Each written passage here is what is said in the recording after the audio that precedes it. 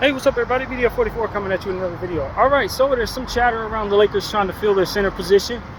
Of course, that goes without saying, but I've been hearing some names in the rumor mill, and one of them is Brook Lopez. I think Brook Lopez has proven himself to be a pretty good three-point shooter from the center position. Nice source of rim protection when healthy, but he's old, man. And I'm not going into this playoffs or into these next season, rather. Trying to make our team older. I'm not interested in that. There's a lot of things to be said about trying to fill the center position with what's affordable as well. He's used to being paid a certain amount. I don't imagine he's going to want to sign for no mid-level small amount. But if he does want to sign for a mid-level, I would be welcoming him onto my team without any reservations. But for what it is, he probably going to want over like $10 million a year or something. He's like 38, man, 37. I'm cool. If it, and I don't want to have to rely upon him. At this stage in his career, he may still be considered a starter. But once you start talking about creeping up in age, man, the only person I want on my team that's older is LeBron. Everybody else, if you're older, bro, you got to get the up out of here. Seriously. I'm looking around these playoffs. You know what I see? 4 healthy, young, high-conditioned teams. As far as I can tell, if you don't have that, you're not around this time of year. And if we're not building something to have ourselves around this time of year, then we're doing it wrong. So I'm not interested. Not really, not at all. Now, if he wants to be a part of the role-playing situation, that's cool, but I'm still trying to fill my center position. And so if we don't have enough to fill our center position because we're paying him, then we're doing it wrong, in my opinion. We're doing it wrong.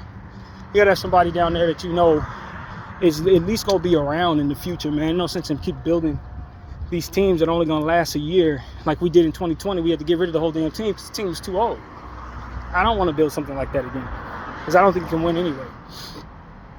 But Luka Doncic is 26 years old, and we need to be building something that has his timeline in mind. Now, we do need to fill our center position. Obviously, Brook Lopez is an upgrade from everything we got. But if we want to get old centers, then might as well just go after Dwight. You understand what I'm saying? Like everybody's been saying for 4 or 5 years. Knowing he retired, but that's not the point. If I want to go old, why would I draw the line at Brook Lopez? You feel me? No, I'm cool. But we do need to address our center position. And I don't know that it's going to be the easiest thing in the world to fill. Which is why I do think the Lakers should try to buy a second-round pick and draft the best center available. Now, that doesn't mean you're filling your position there either. Because you're not. But what you're doing is just assuring that this won't be a problem in the future. By making sure you have a guy that can be on your team from here on out as a center no matter what goes on with free agency. I don't think our second-round pick at 56 or whatever that is going to cut it. I would love to see the Lakers maybe trade this second-round pick and something for a better pick. Probably won't be able to buy your way into the first round, but early second round is probably what I would prefer if at all possible. I don't know if that's possible. And again, that might be a hefty investment for a player that you probably don't expect to contribute right away.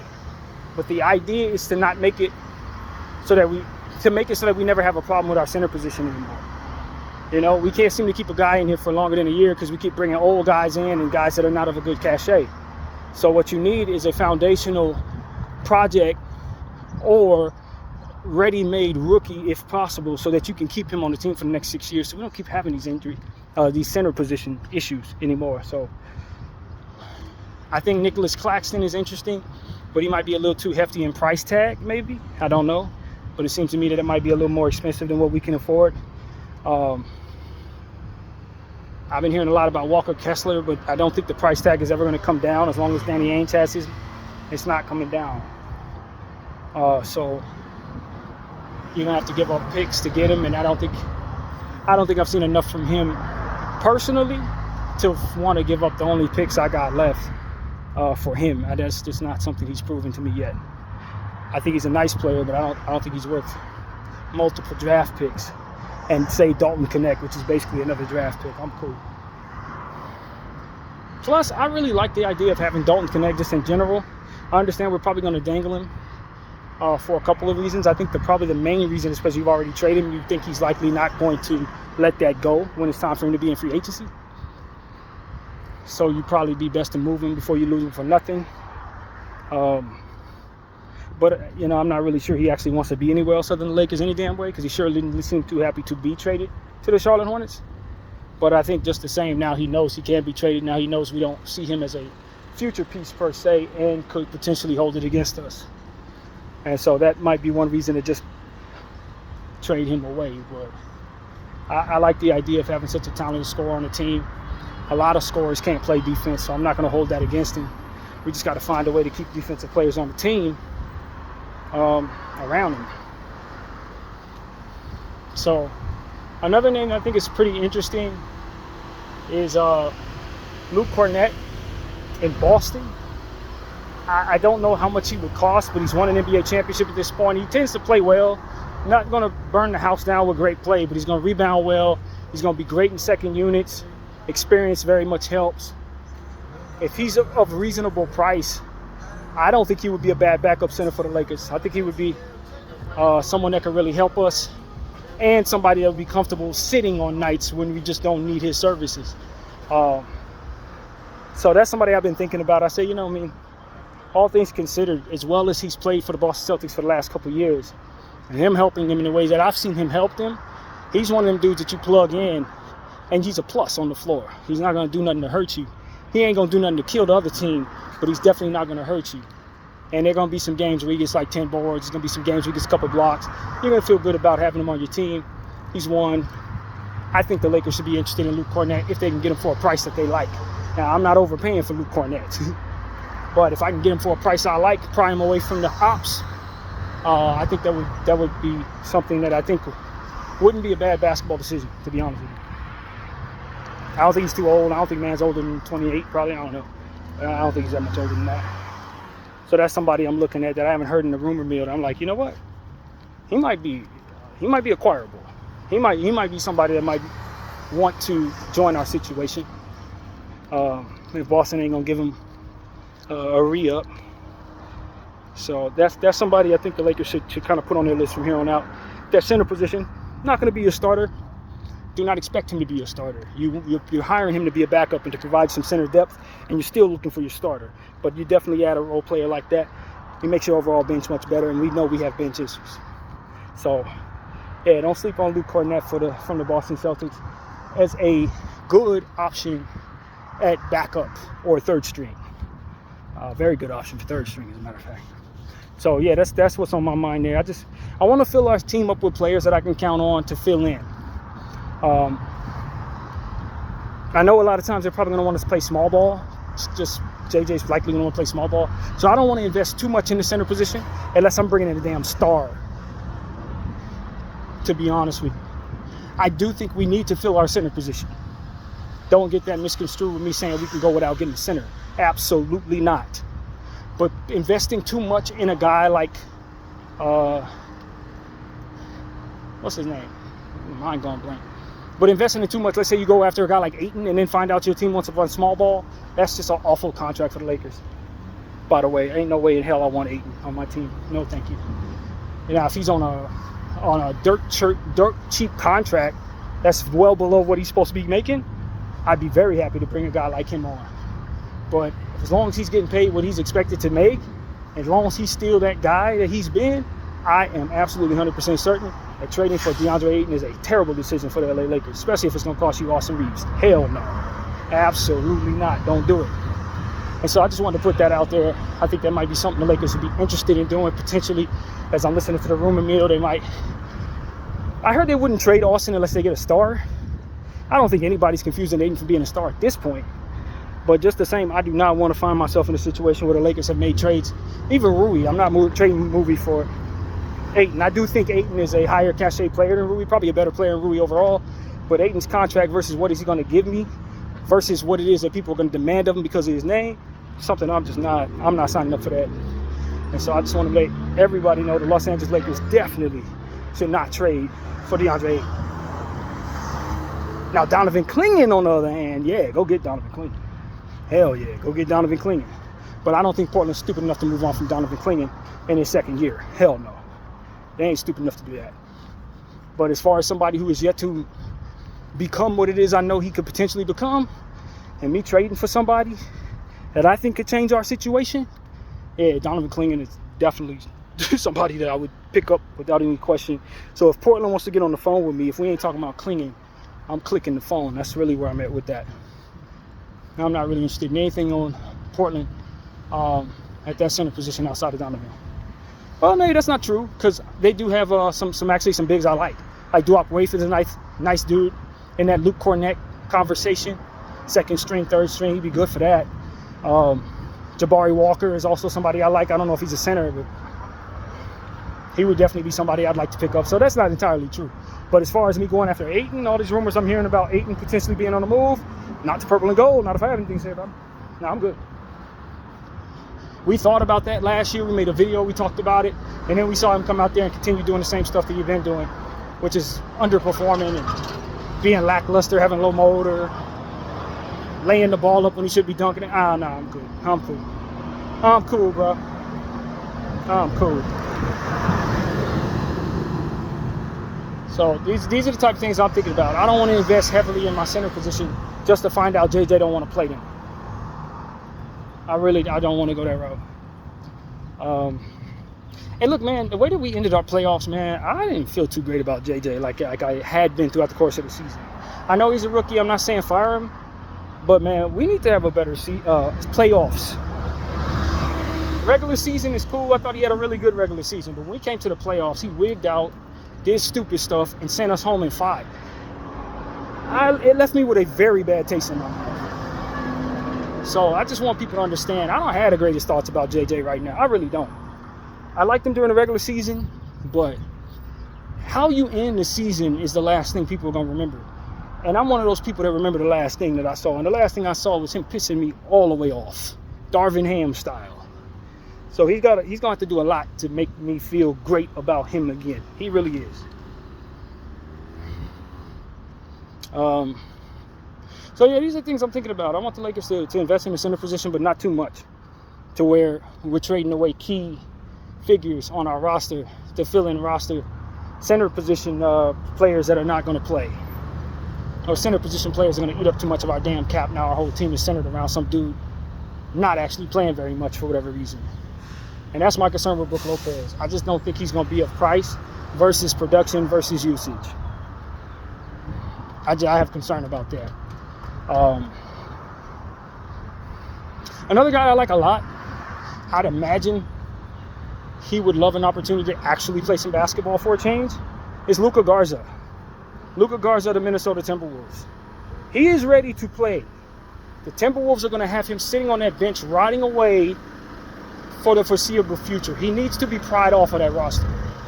Okay? That's a waste of talent. He's sitting there doing nothing. And so that's somebody I want the Lakers to look at in that second and third string role as well. Now, here's the thing, though.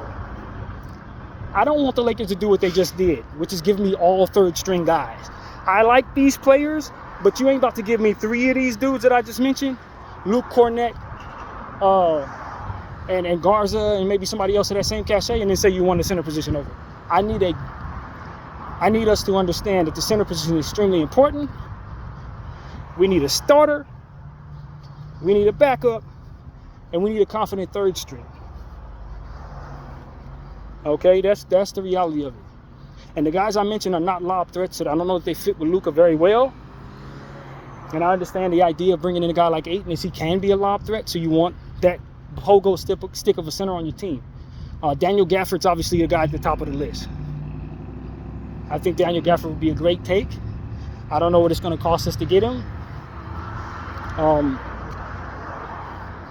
But I do think we should want Daniel Gafford for certain. So that's something the Lakers should probably be prioritizing very seriously. But I don't know how many centers are out there like that, though. That's what comes to mind. I don't know who all fits the bill. I'm not knowledgeable. I mean, in a perfect world, you just get Derek Lively. I think it's okay to mention that Anthony Davis was seen at the Laker facility 2 days ago, I believe it was.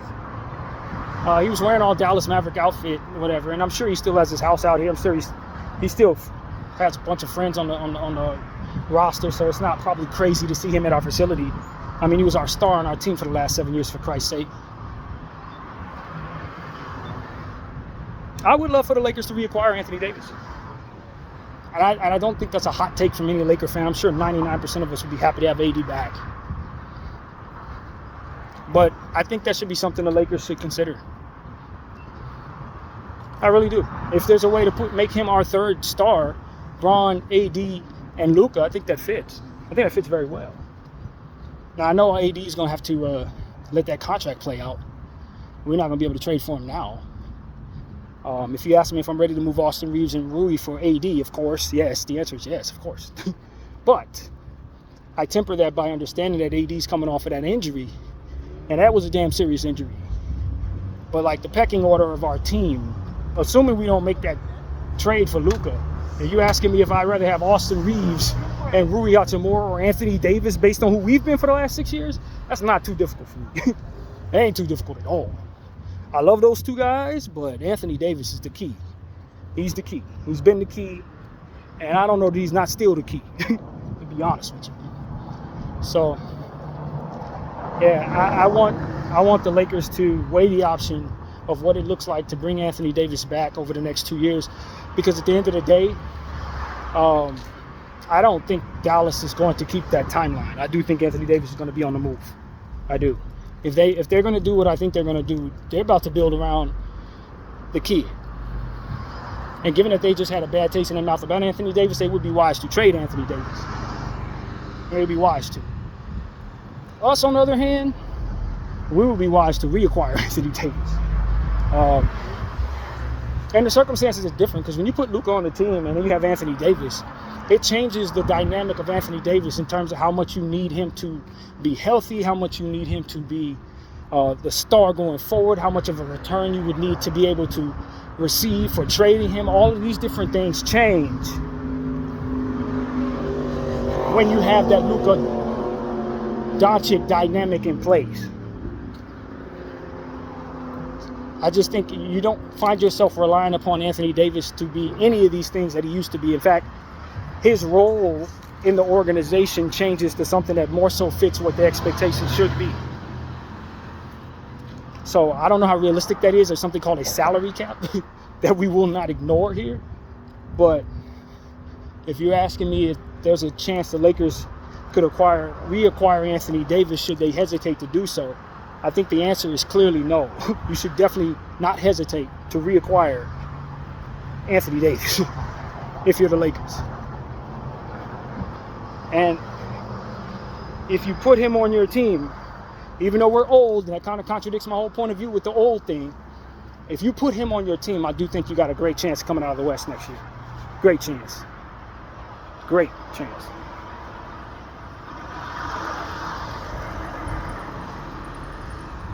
And so I don't know if Dallas would do something like that. I don't know if Dallas... I don't know what Anthony Davis is worth anymore to Dallas. To anybody, really. But that's not the point. The point is, does it cost that much to get him back? Is the question I ask.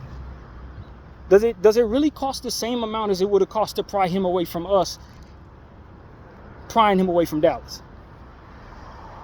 The answer is probably they want it to. Of course, Dallas would love to trade everything for $1 million more than what it's worth, just like anybody else. But the point is, because of that injury, coupled with his age and his history, and dare I say, coupled with what he was traded for in regards to the Luka Doncic trade, has he not decreased in value kind of substantially since becoming a Dallas Maverick? And if so, would that be something that I can try to negotiate when we talk to our friend Nico Harrison about maybe trying to reacquire Anthony Davis? The type of relationship the Lakers have with the Dallas Mavericks, I don't know that they wouldn't want everything we have, but what do we have that we can't part with that ain't named Anthony Davis and LeBron James? I mean, Luka Doncic and LeBron James. And see, that's what it really comes down to. Is there anything on this team that I can't part with to reacquire Anthony Davis based on what our circumstances are? And the answer is nah, not really. They can have it all. Just leave me with those three and we'll fill everybody else in. Now, that may not be the smartest thing in the world. Don't get me wrong. I believe in depth, and I believe we should be going after depth. But do I care about really anything on this roster that damn much? The answer is absolutely not. No, I don't care about none of this stuff that much. Austin's the only one that I really like a lot, and Austin don't fit next to Luka at all. So I just conceded that that's what it is. Everybody else can bounce twice, fam. I kid you not. All of it, including the picks. Now that I got Luka Doncic, I don't care for the picks as much as I used to. My whole stance on picks was determined by the fact that I had a retiring LeBron James and an aging Anthony Davis. If I got 26-year-old Luka Doncic, I could trade him for all the picks that I otherwise need if it comes down to it. And if I'm reacquiring Anthony Davis, I could probably trade him for a couple picks too. So it's not like, you know what I mean? It don't become the same thing anymore. Is Anthony Davis more valuable than a combination of stuff that we have on our roster? Yes, he's more valuable than everything.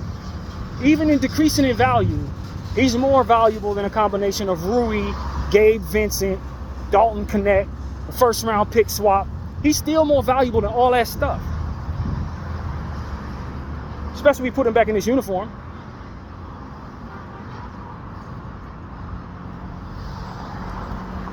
I don't think this is going to happen. I would say this is a very long shot to happen. But when I talk about what I need to absolutely win a championship, I'm probably considering what Luka Doncic, LeBron James, and Anthony Davis can look like. Because it's safe. Bron and AD's chemistry is unmatched. It's very safe. That's what it comes down to. The rim protection that we ultimately need was the rim protection we traded away. It's a safe decision to try to build something that already has chemistry, that can has already proven it can win. Someone who doesn't have to learn anything coming here, not no new guy like another player would be. You understand what I'm saying? Like, it's probably the safest bet for building something win now that the Lakers can put together right now.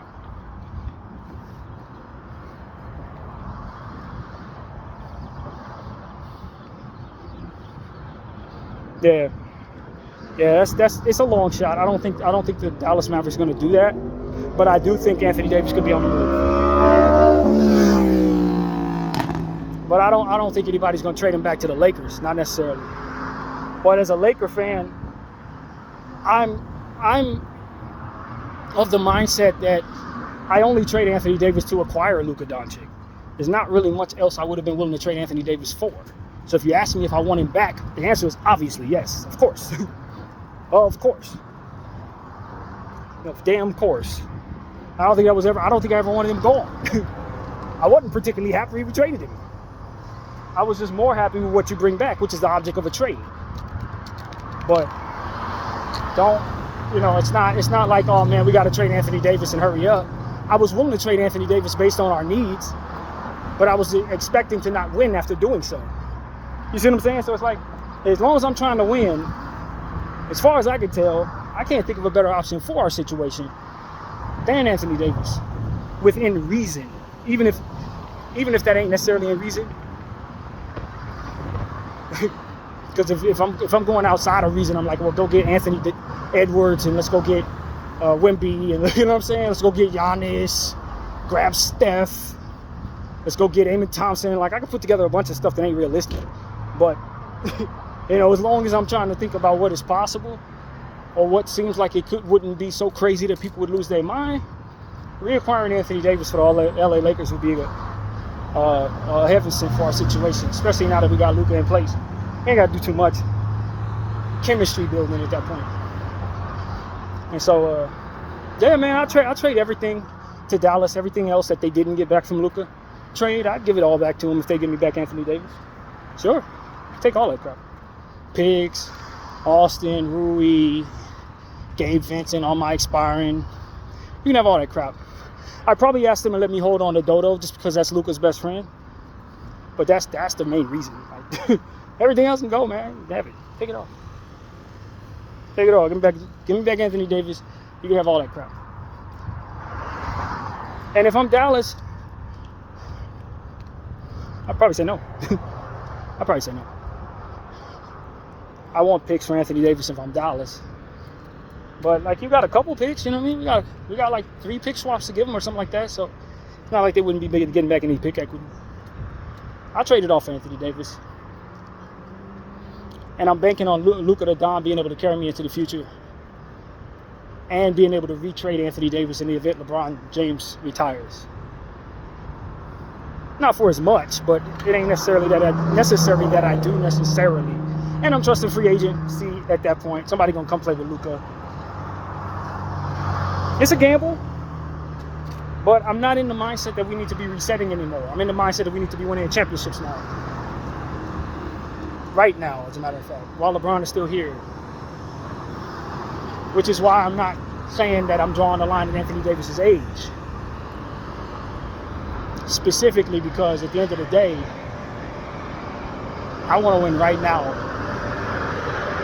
like next year, with the timeline that we have. So if I can have my cake and eat it too, yeah, I'm going after Giannis. I'm going after somebody like that. So yeah, man, this is the issue with the Lakers situation though. Austin Reeves no longer fits on the team, in my opinion. That three-headed ball handler thing is a luxury that's great if you're not leaking defensively so bad. Like so bad. And we are, unfortunately, with this situation. And it didn't work with D'Lo in Austin, and it ain't gonna work with Luka in Austin. I don't believe in that at all. I don't believe in it. I like it on the offensive end to a point if they can find a way to find that chemistry, for which I didn't see enough of to really be confident with. But as far as I can tell, I only need one of Austin or Luka, not both of them. Not both of them. And so that's really my concern. I haven't lost any appreciation for Austin. I respect the jump that he's made. He's a hell of a star level player if he continues making the jump that he's been making. But does he ever become Luka Doncic to where I'm choosing him over Luka? And the answer is, I don't see that coming. I don't see that coming. I don't want to put a cap on my boy Austin Reeves. I certainly trust him at the free throw line more than I trust Luka. But I definitely do not see him turning into Luka Doncic. I don't. So if I got to choose one, I got to choose Luka. But keep in mind, there are other star level players that this would still be the dynamic for me. We could have De'Aaron Fox and Luka Doncic, and I'm telling you, I don't need De'Aaron Fox and Luka Doncic. You see what I'm saying? This ain't limited to what I think of Austin. There are a lot of people that I would feel this way because our defense is going to suck, but our offense could potentially be cool. It's a lot of people I feel that way about. If I had Trae Young and Luka Doncic, I'm moving Trae Young. You see what I'm saying? This ain't about me feeling any kind of negative way about Austin. This is just about me having way too many holes on my defense to be moving forward with these guys, and me asking Austin to probably come off my bench to have a Manu Ginobili role, which I just don't think is the best way of utilizing Austin's talent or utilizing what Austin could potentially be worth on the market when you have the needs that we have as a roster. So that's what I'm saying. I don't know if the Lakers feel that way. In fact, I don't think they do. If they move forward with Austin, I'll be very happy because I like Austin on my team. Big Austin fan. Like where he's progressing to become. Trust him in certain situations, especially if he gets his efficiency going. I like his effort. I like his rebound, and I'm a fan of Austin Reeves. I do not want Austin on a different team. But I feel like I'm forced to choose between the one or the other. And I just don't feel like choosing Austin is what I would think anybody would make any sense in doing. Not in real life. And so that's really what it comes down to. I don't think Austin wants to lead the Lakers. I definitely don't think he wants to lead the Lakers. I think he would disagree with me vehemently. But I think you would have situations where you run into the wrong backcourt and they go smoke you. You run to OKC and you got real problems when they start putting that point of attack defense on both of them dudes and you ain't defending none of them on the other end. It starts being a real problem. A real problem. And so, am I trying to capture LeBron James's timeline and respecting that I don't have the ability to put all types of stuff around those two to make it make sense? Or am I just going to be in denial about that, move forward with them, and then find this out the hard way? Now, if you can go back and get me Max Christie, go get me Tamani Kamara, you know what I'm saying? Go get me Anthony Davis again, rim protection. Find another way to get another rim protector, another defensive player, like go back and get AC. Now all of a sudden I got Luka and Austin, and the team still looks great defensively. I can morph into different things. I can defend. I got plenty of perimeter defense and transition speed and athleticism. Go get me Derrick Jones Jr. Now all of a sudden I got all types of stuff that make Austin and Luka come together with no problem. Do I have the ability to put that together right now? Hell no. Am I lying to myself about that? I am not.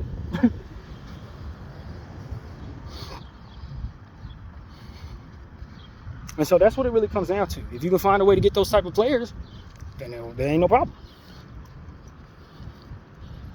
I don't see a way to get those type of players, so it is a problem. And in my eyesight, we can't afford to have no problems with our timeline. So that's really what I'm saying to y'all, man. As a Lakers fan, I want our team to just do what they have to do to get the team that we need, so that we can capitalize on the timeline and ultimately make Luka want to stay. Anything other than that is kind of foolish to me, to be honest with you. And that's what I think. And so, yeah, man, I think I've run out of time on this phone. I got about like 7 minutes actually for this video. So, you know, is there anything else that comes to mind in regards to the Lakers? Not really. I want us to fill our center position, find a balance in what it is we're paying for. I don't want anything less than a superstar at the center position if I'm going to be giving up all types of stuff. If you're going to trade away to half the farm for a center, go back and get Anthony back. Seriously. Obviously, if you can get Giannis, then obviously win the bidding for Giannis.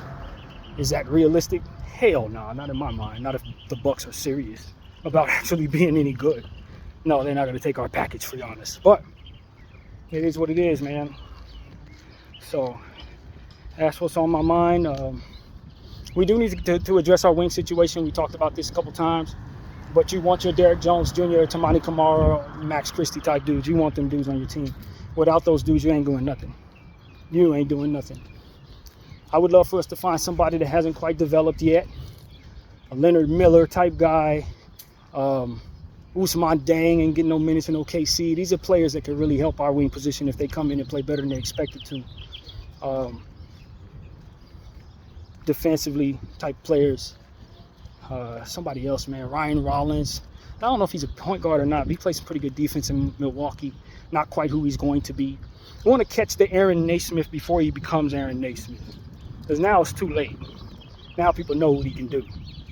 You know, you want to catch the Miles McBride before he becomes Miles McBride. Because now people know what he can do. Now Miles ain't quite there. You could probably still try to get him out of New York in theory. But the point is you want to catch them before they pop, man. You want to catch them before they pop. So you can get them for the cheap. And so that's what I'm always trying to search out. I want those type of players. And if we can get them, we're out of here, basically. So that's pretty much what I got to say. I appreciate everybody for rocking with BDF 44. No.